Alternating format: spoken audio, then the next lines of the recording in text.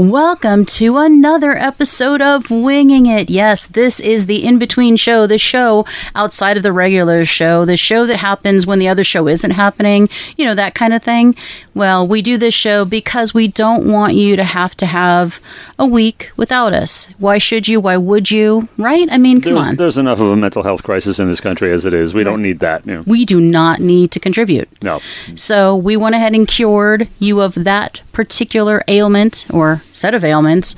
And here we are again on an off week, entertaining you yet again with some interesting, strange, and completely impromptu, at least to David, topics. And this time, are you ready? Totally blindsided every time. Bushwhacked. Yes, go ahead. Are you sitting down? Oh, of course. Yeah, I do. I see you. You are sitting down. In both studios, you got to sit down. You do. You kind of got to sit down. All right. So this is songs with misunderstood meanings. Oh. And this is brought to you by Mental Floss, which is one of my favorite publications to read. Very fun, very interesting, and I didn't know they had as many music topics as they do, but this is a fascinating one. So, and especially for me, because I never understand what songs are about anyway, so yes. Well, this is going to be fun, because I'm going to ask you what you think the song is about, and then I'm going to share with you some of the information that they shared with us, them being... Shit they made up, or what the artist actually said? Both. Okay, yeah. I believe it's really because, I mean, we already talked about, yes, is Siberian Khatru. I thought it was about an actual bird called a Khatru that lived in Siberia. That. Totally wrong. Not totally right. wrong. Yeah. But it's hard to tell with John Anderson's strange lyrics, so I get it. Okay, so this is interesting. We are revisiting this one. Imagine John Lennon. Okay. Well, misunderstood meaning. Am I supposed to guess what the misunderstood meaning you're is? Supposed to just guess. Well, you're supposed to tell us what you think it means. Oh.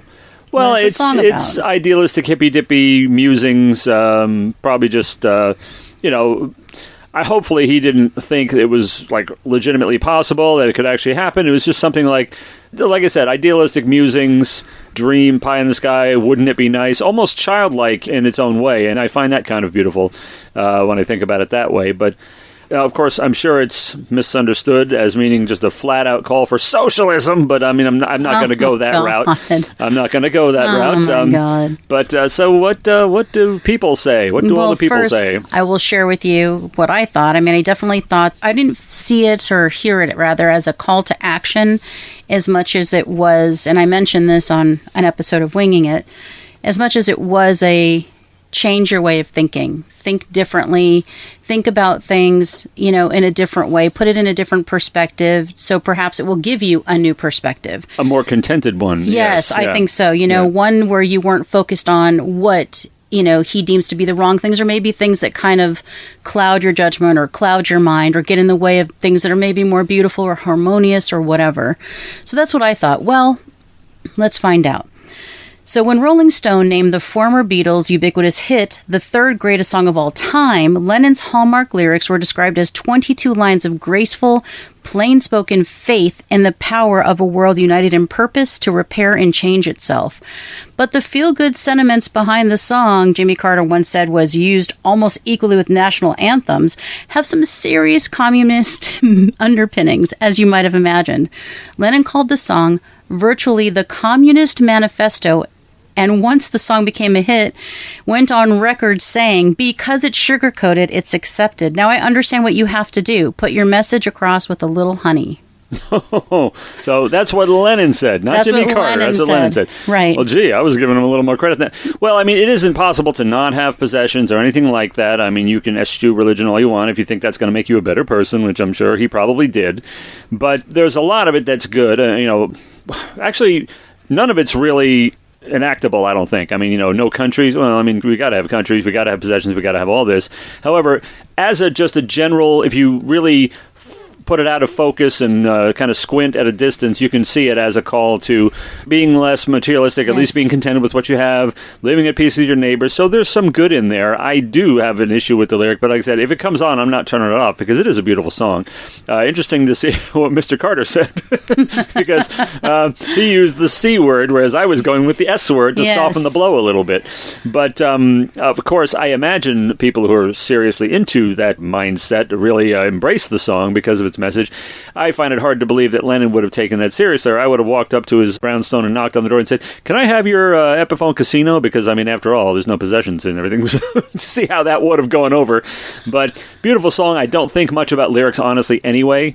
Very seldom. Even the ones that move me and make me cry, I don't necessarily expect to understand the lyric because half the time I'm wrong. The artist has some strange thing in mind. But it's interesting to hear what Lennon had to say about it. I did not ever read that. Yeah, I hadn't read it either, but I still, even though I know now, obviously, what he was thinking when he wrote it, whenever I hear it, I just think, okay, Christina, change the way you see things. Change your mindset. Think of things in a more holistic fashion. Think of things in a different way.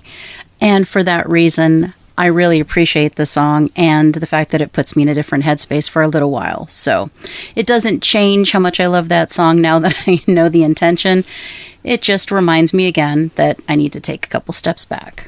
Yeah, it doesn't make me want to give up all my shit either. So fair enough. Like as Guns N' Roses sang, you can get anything you want, but you better not take it from me. Wow.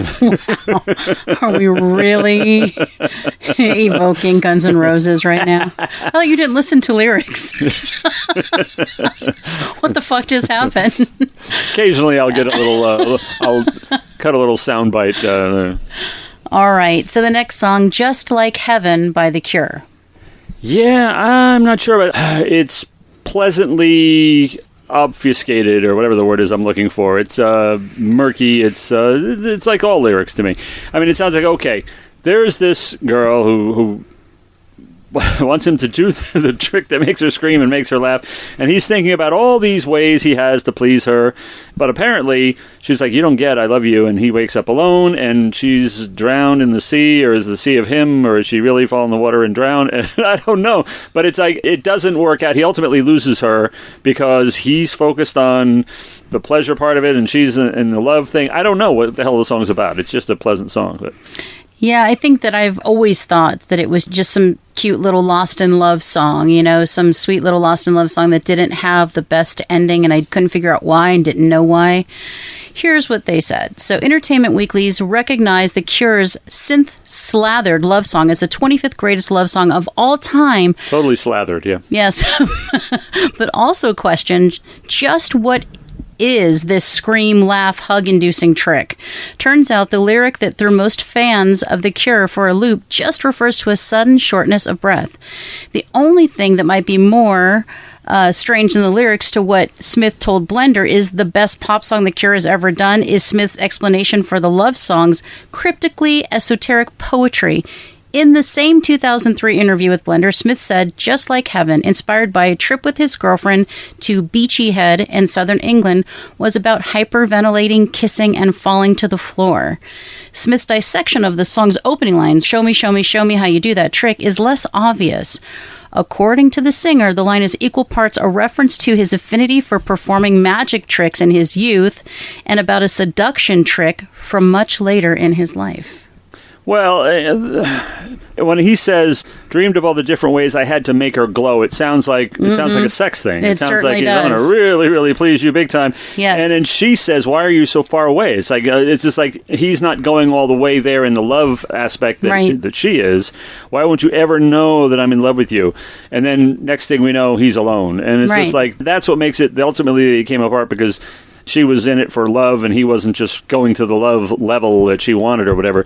So it sounds kind of sad, but of course, for The Cure, it's a very upbeat. Very upbeat music. And as you know, I've recently come to really appreciate The Cure, thanks to your intervention. And the Smiths. And the Smiths, yeah.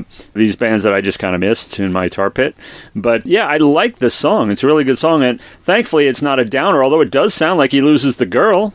But then he says, "You drowned inside of me," and I think it is kind of cryptic. And it is cryptic. That's cool. And I think sometimes, and I apologize, but I'm always going to refer to it as like a John Anderson-ism, where they just are like, I don't know, these lyrics, they started out meaning one thing, and now they mean nothing, or they mean everything. So I feel kind of like that with John Anderson lyrics, is they may go in a certain direction, then they take a turn, and you're like, what the hell? Yeah, I'm assuming Roundabout is not on this list. Or No. There are a few Yes songs that do appear to make a semblance of sense. A semblance, yes. A semblance, yeah. All right, so the next one is definitely one we both know, Like a Virgin. Oh, there you go. Okay. So what does that song mean to you? What do you think it's talking about? Well, that one seems really straightforward. And, Madonna isn't known for, very, these cryptic, esoteric lyrics and everything. And that's not a criticism at all, because I think Madonna's terrific.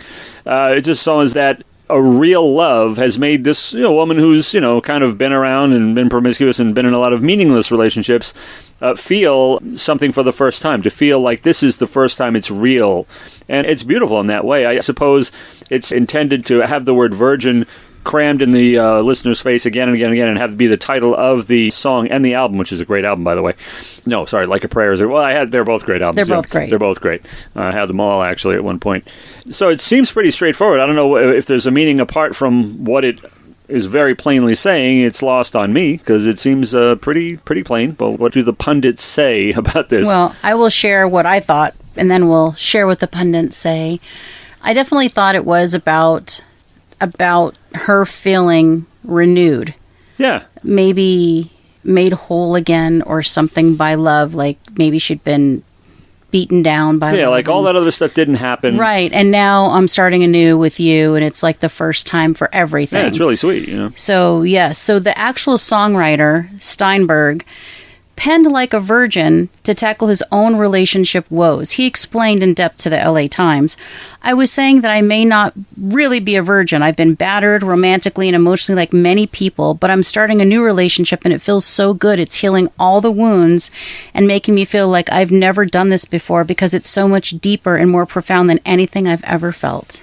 Yeah, which is what everybody thinks it means to begin with. So I think some people thought it was a sexual thing. I mean, when I was younger, I remember most of my friends, of course, much younger, and they thought it was all about sex. And I'm like, I don't think it has anything to do with sex. If you listen to the lyrics, that's not what it sounds like. It sounds like he's wiping the slate clean for her. Yeah, no, I never took it to, apart from virgin being a sexual term, I never took it to mean it was like a virgin, and it was like all that stuff had never happened. Right. This is like, the first real love. I never took it that way, and so apparently I kind of had this one right. What do you know? Yes, I know. I had this one right too, even from when I was probably younger. for the last time. Probably the last time, yeah.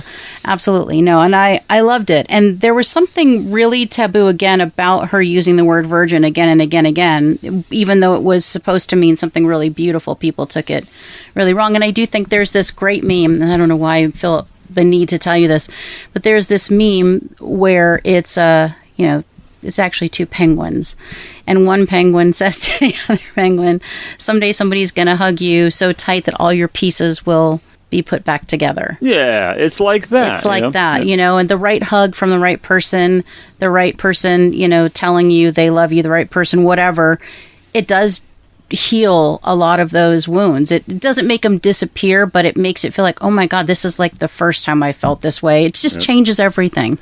So I think it's a beautiful song, even though it's a poppy song. And it made a wonderful parody for Weird Al Yankovic, Like a Surgeon. Which was awesome. One of my favorite parts is, it's a fact, I'm a quack, the disgrace of the AMA, because my patients die. Yeah, my patients die before they can pay. It's just genius. Yeah. Oh, my God. So we got a great real song, a great satire, and a parody, and awesome work, Mr. Steinberg. Yes, absolutely. So, all right. Harder to Breathe, Maroon 5. Yes. Often the name Maroon 5 will... be met by eye rolls and derision from me. But recognizing the talent of Adam Levine in a number of areas, he's a great instrumentalist and can play a lot of stuff. Vocally, I don't like his voice, what he does with it most of the time. This song really kicks ass. I like it because it's kind of dark, and that's the thing about the lyric is it could just simply be, hey, no one's going to love you like I do, so if you leave, you're going to be miserable and you're going to miss me and all that stuff. But it has an ominous edge to it, too. Monster, Lives Inside a Dream. I mean, it's a little bit, it could be a Sinister or Sweet Starlings even, because it has that.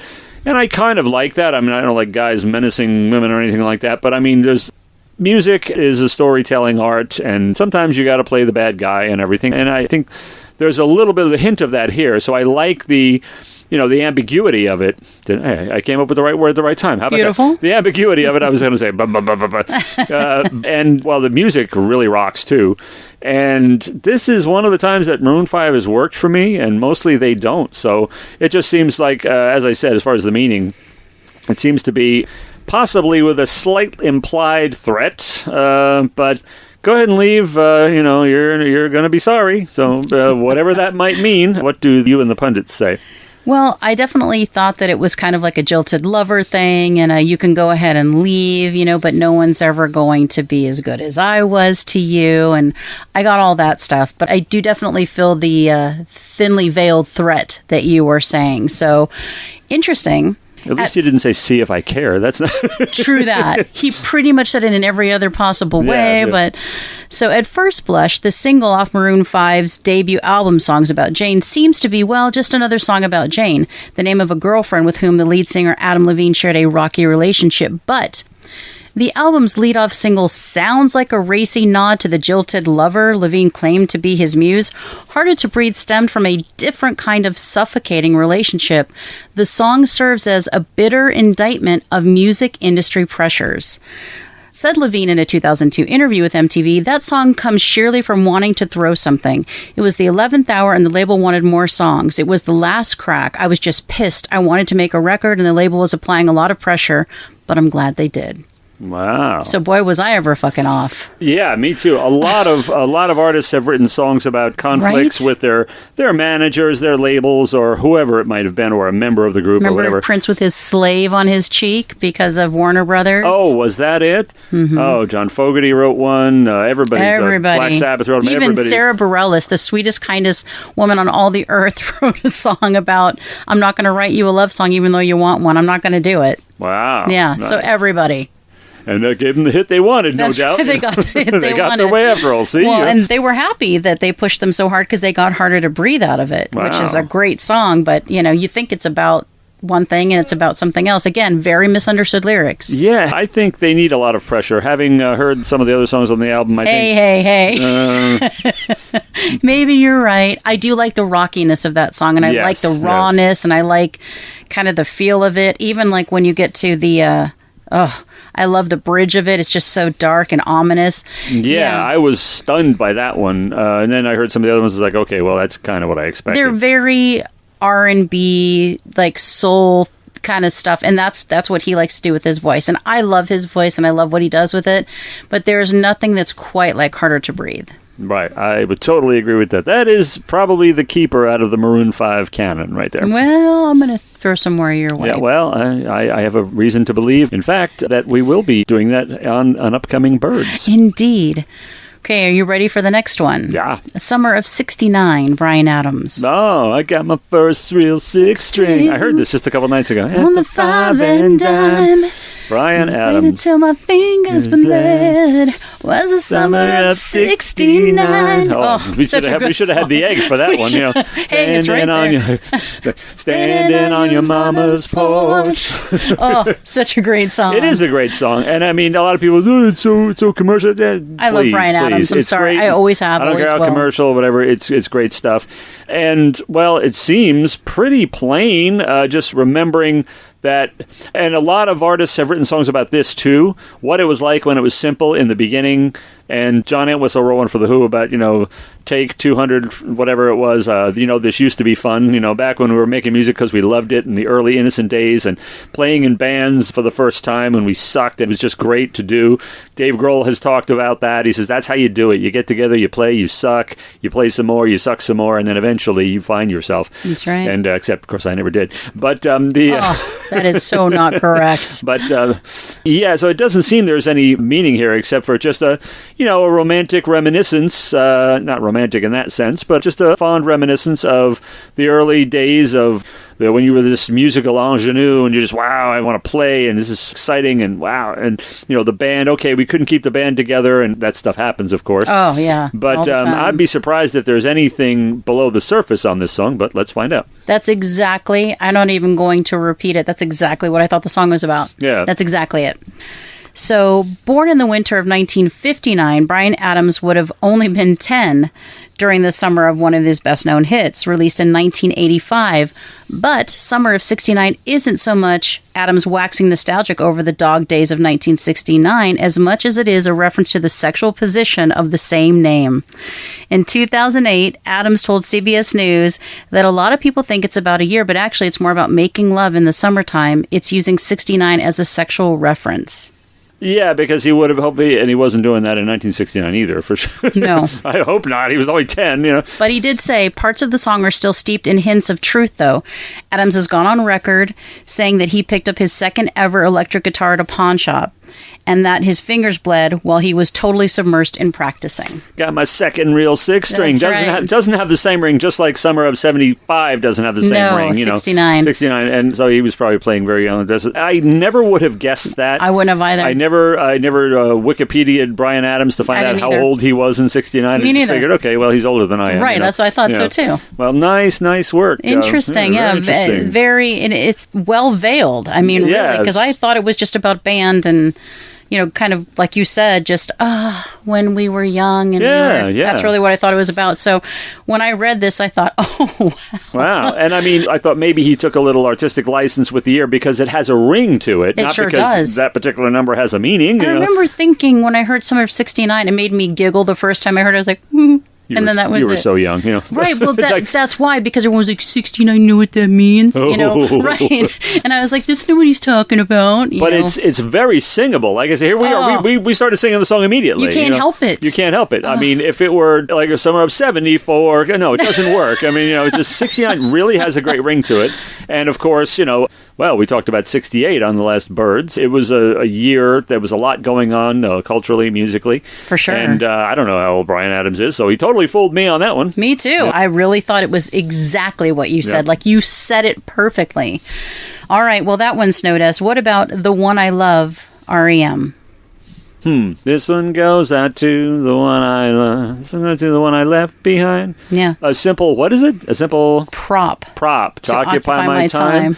Hey, that's kind of that harsh. Doesn't sound great. Yeah, I mean, either that, or it's the bitter thing. It's just like, okay, yeah, you're the one I love, but you were just a prop. You were just a. Cox Business Internet does more than help with your everyday tasks. It's how your work reaches the world. Connect to more customers with 99.9% reliability when you switch to Cox Business today. Visit coxbusiness.com for details. On the next Kelly Clarkson show, Robin Wright. I actually heard you were kind of a naughty kid. I remember sneaking out and going to Studio 54. What? I snuck out once. I did it one time, Mom, okay? The Kelly Clarkson Show, today at 2 on NBC4. Meet Joel Grover, fearless in his pursuit for the truth. He's responsible for some of the biggest investigations in L.A. Those letter grades in restaurant windows are because of Joel, the NBC4 I-Team, dedicated to working for you. Placeholder. You were just, just a distraction. Don't know what he's on about with that one. Well, I will say that I thought until, I don't know, I want to say I was like 20, I thought that this was a love song. And still, when I sing it and the feel of it makes me feel like it's a love song. But I think from just that line we talked about, we know better now. But let's hear what they said. I mean, I figure a simple prop might be the clothespin he puts on his nose to get that vocal sound. But anyway, go ahead, please. I'm sorry. You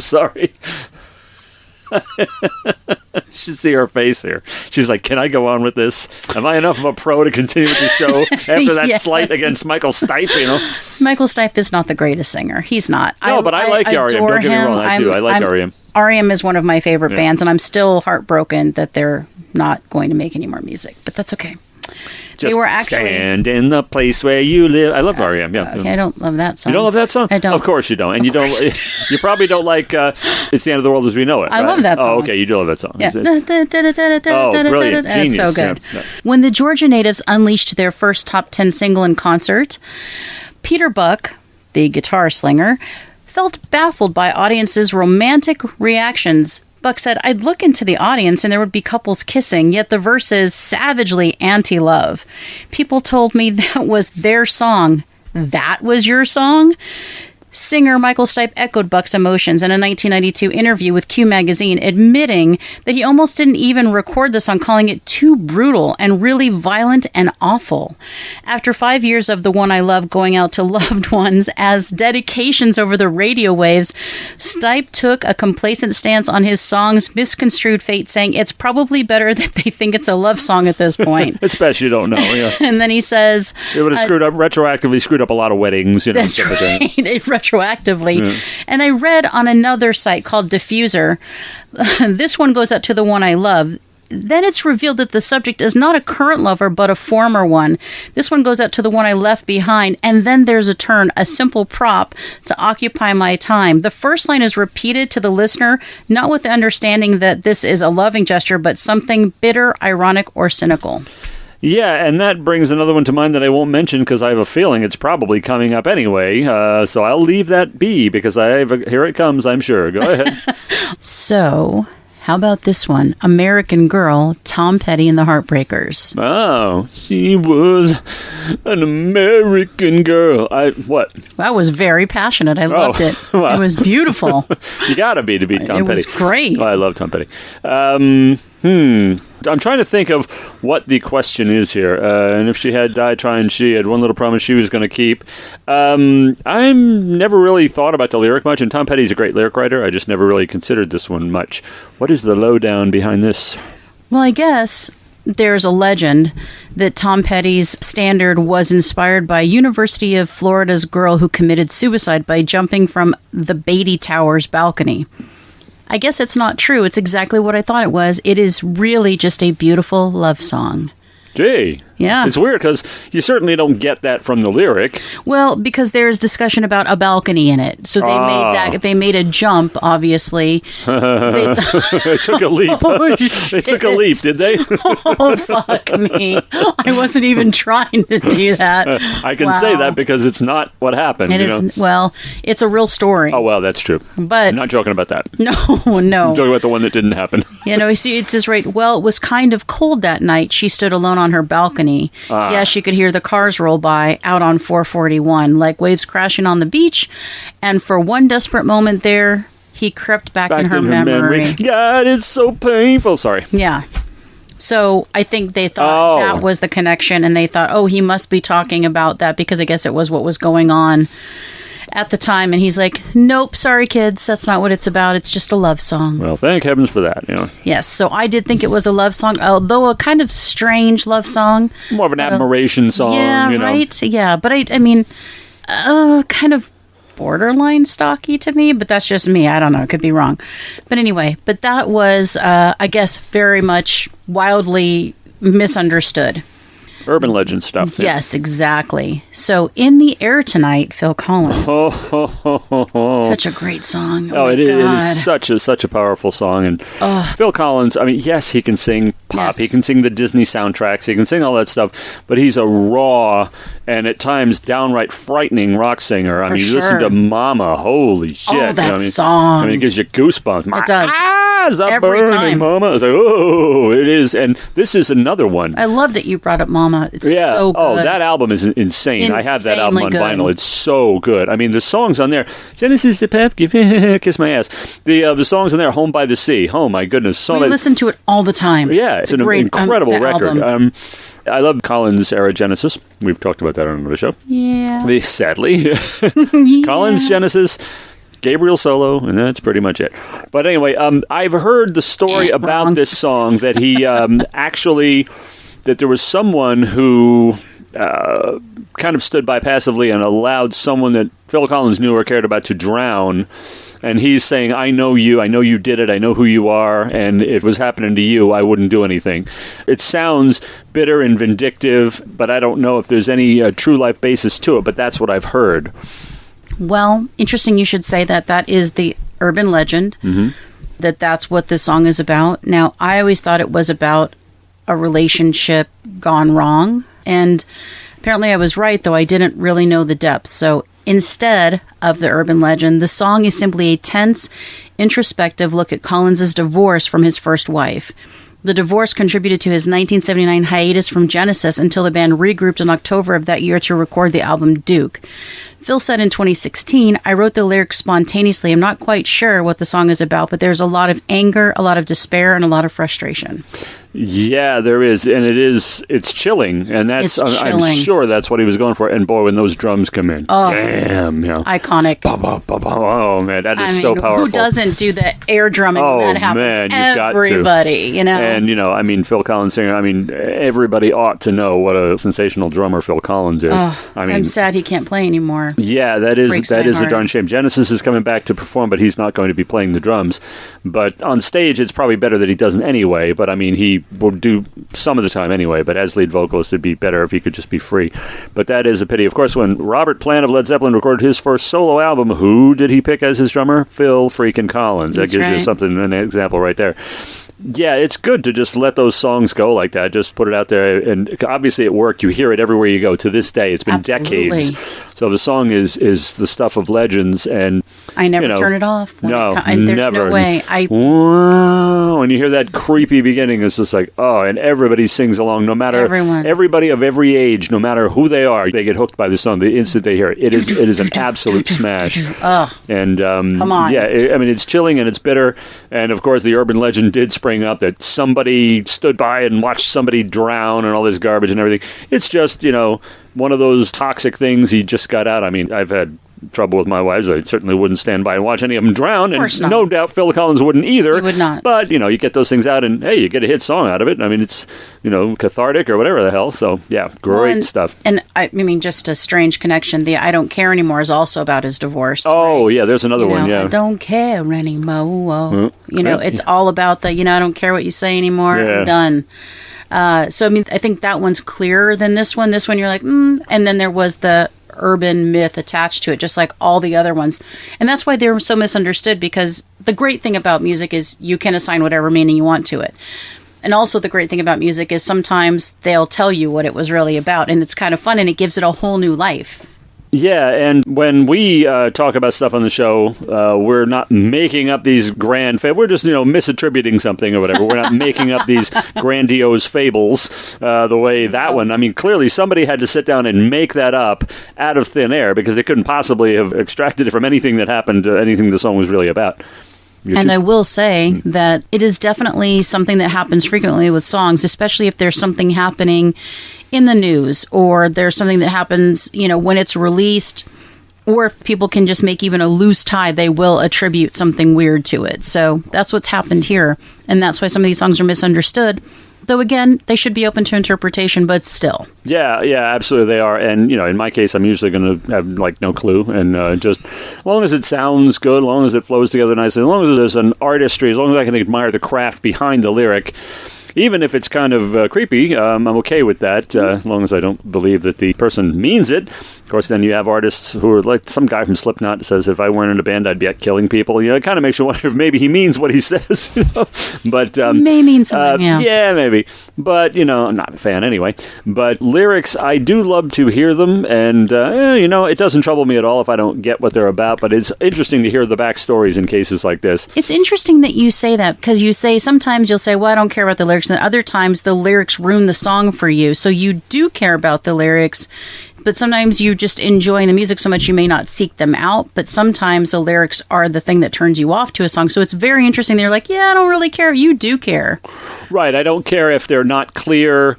Or if they make any sense, as in the case of quite a few songs, actually, not just Yes. There are songs that it's just like, what are they, like Bowie? Bowie's another one. It's like, what the hell is that all about? Nice work, but I don't know what you're trying to say there, dude. No idea. But yeah, if I can get a lyric, if I understand a lyric and I don't like it, that will sometimes turn me off. Sometimes I'll roll my eyes and I'll jam along with the song, even if the lyric is moronic, like You Shook Me All Night Long, for example. But there are ones that are a complete turn off. Yeah, it's interesting where you draw the line. It's interesting because it changes, depends on the genre sometimes, depends on the subject matter sometimes. And sometimes you'll be okay with the same subject matter, but it's delivered in a different way. So it's interesting. I like to kind of learn about kind of what you like and what you don't like, but it's kind of hard because sometimes you'll say, I'm turned off by this song because of the lyrics, and then I'm like, but that song's similar lyrics, but not the same. Yeah, it's interesting. It depends on how it's put, and it does. yeah, it is kind of hard to explain. There's just something pushes a button and something else doesn't. Right. And I don't know if it's the same with every music fan, but it is with me. It's the same. I think it's different for me. The lyrics don't so much destroy it for me as a bad guitar riff, a bad vocal. Vocals are deadly. Oh, vocals gosh. are deadly to I'm me. sorry. I mean, I know that we all have pitchiness sometimes, but if they're pitchy at all, even if you're like an indie band or whatever, and there's a pitch issue, I'm like, I'm going to guess that's probably why you're not down with Sheryl Crow. I am not a fan of Sheryl Crow. Yeah, It makes you happy. I mean, she sings. I mean, I guess you have to applaud the bravery, but she sings outside of her range many times. But so does Adele. Adele is at the top of her range at all times, but there's something, the thing that people love about Sheryl Crow is there's kind of that like moment where you feel like she's going to lose it and it's going to just go completely sideways, and it doesn't. And with Adele, it's the same thing. You're like, oh my God, it feels like their voice is breaking and they can't hang on. But yeah, there's a lot of people that sing outside their range. Sheryl Crow, I don't like the sound of her voice. Yeah, I don't like her music. I don't like her lyrics. Have you ever heard her doing the Bond theme, Tomorrow Never Dies? No, She really reaches. I mean, it's a decent enough song, but when she gets to the chorus, it's really... she shouldn't be reaching that high. Yeah, see, that's a thing that will turn me off. But here's the thing. Here's the rub with me, too, though. So something like Counting Crows, I love Adam Duritz. He's not a great singer, but there's something about the soul in those songs that speaks to me. But if you gave me another band, just kind of like what I was saying about you with lyrics, you gave me another band and a singer sound like that, I'd be like, I'm out. It's so weird. And it's a certain time in my life. It was a certain feel of the song. Exactly. There are occasions. There's a song that, we talked about on Birds recently, that where the singer actually kind of reminds me of Eddie Vedder, but I can take it. Mm-hmm. And, it's like if somebody else were singing other songs like Bob Dylan, I probably wouldn't want to hear it. But right. I can listen to Dylan all day, right. Any one of his 15 different voices that he's had over the years. So there's just something that pushes a button there. And I think every music lover can relate to that. It's just, I just don't like this. Why not? Well, it's just, I don't like this. Like, why do I love Soundgarden and Nirvana? And, Chris Cornell can sing. There's been a case made by a lot of people that Kurt Cobain really couldn't sing. Yeah. But I can listen to him, no problem, and I just can't handle Eddie Vedder or Lane Staley or any of those guys. I don't know what it is, but something. You're very particular about male voices. Yeah. I'm much more open to female voices. And in fact, the majority, as we'll see on my special, the majority of the acts that I've really, cottoned on to in the indie music scene had female voices. Even if they were the only member of the band that was female, just the voice, as opposed to male voices. Because male voices, there aren't that many of them out there that appeal to me like there used to be. And then back in the day, you had Bowie, and you had Jagger, and you had Freddie Mercury, and you had all these guys.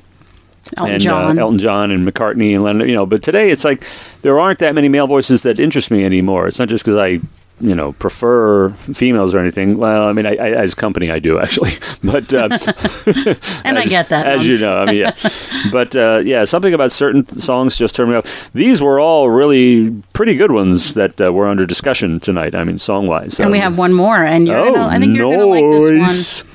You're gonna like this one, and I apologize for my aside, but I was just like, oh, it's so interesting how it's okay in this particular song or with this particular genre, this particular artist, for both of us. Oh, I was going to say, because otherwise, at first it sounded like you're kind of eccentric and kind of a kook, No, with like lyrics or voices or, you know what I mean? It's so specific to the person. Yeah, it's just like, if you like this, why don't you like that? Exactly. I don't know, but I just Nobody knows, right? Yeah. You don't really know. You're just like, it doesn't hit me right. Yeah. So it's so weird. But yeah, I think we're all like that to one degree or another. Good. We're all kooks then. Good. We're all kooks. Yeah, we're all crazy kooks.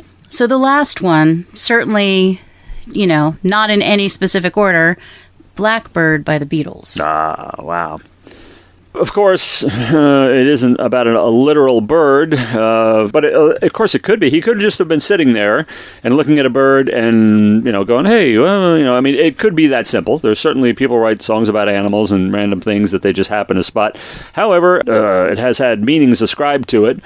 that I don't know what any of them are legitimate. I mean, it could be a certain woman struggling to overcome obstacles in life, or it could be a thing about black people in general. It could be anything. I mean, it was the 60s, and there was legitimate civil rights issues and everything. True. And I don't know what Mr. McCartney has ever said about that, if anything. But what's the popular notion in the general public? Well, I'm going to tell you, before I tell you all that I literally always thought it was about a bird.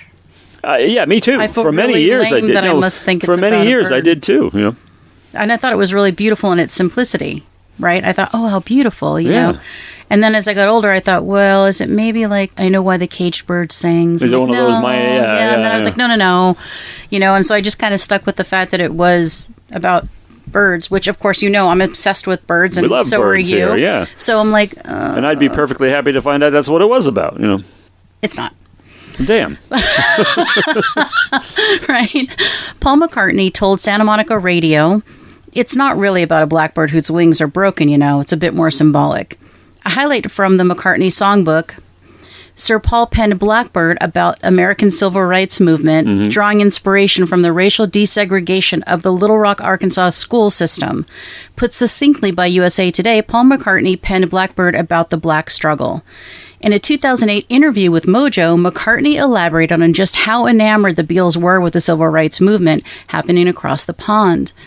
I got the idea of using a blackbird as a symbol for a black person. It wasn't necessarily black bird, but it works that way as much as when you call girls birds. It wasn't exactly a ditty about birds. It was purely symbolic. Nice. So you were absolutely dead on right that's what it was about.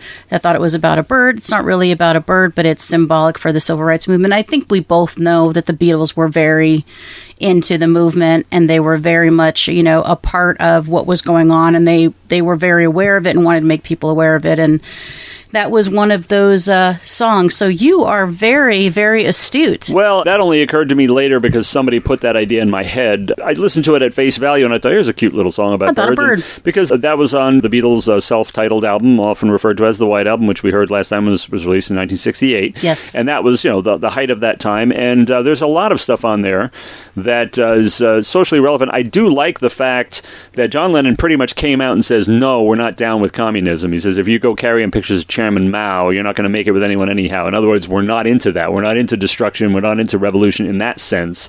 If you got a plan, good, let's hear it. And I think that was important, culturally at the time. But then we talked about Imagine. Yeah. He must have changed his mind a couple years later. He met Yoko and it all changed. Yeah, there you go. Let's blame Yoko for something else. I'm going to blame her for something else. See, I never blamed her for the Beatles thing. A lot of people just absolutely hate her music, The moderators in the Beatles Facebook groups. I hate her music. I know you do.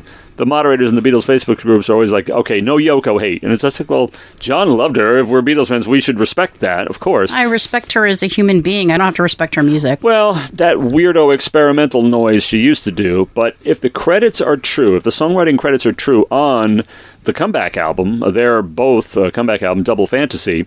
The songs that are attributed to Yoko, she actually wrote. They're good. They're good songs, and some she wrote and some he wrote.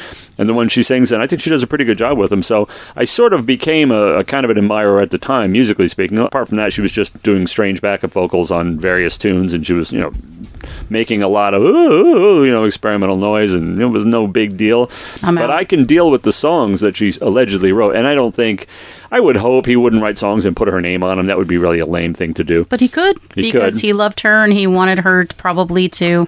If you think about what you would do for love, like maybe he did that to protect her, to give her royalties, to take care of her. Who knows? That's crossing the line, though. I mean, to me, that's a standard that you cannot break. I totally do not believe in miscrediting songs. It's just like, well, if you're the creator of a song, you can do whatever you want. I know, but it seems like artistic sacrilege to write a song and ascribe it to somebody else. Say he wrote it. No, she wrote it. What the hell? I don't believe in that. Who knows? I don't believe We'll in never that. know. It's weird because some of the songs that were attributed to Ringo Starr were, he was involved in writing them, but it was also George Harrison.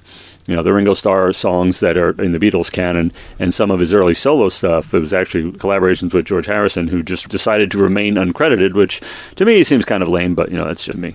I'm a purist in that way. You are. Yeah, I'm not a Yoko fan. I don't like any of her music. I don't get it. It's bizarre. And again, it's a personal preference, but it's that whole thing. And I have to just say it. You like Yoko Ono, but you don't like Tool, and you don't like... I just, I don't know. I don't know. I had to revisit, but anyway. That's fine. Yeah, so the Tool will continue to come up, I'm sure. It will continue to come up, for sure. Anyway, that brings us to the end of this particular topic.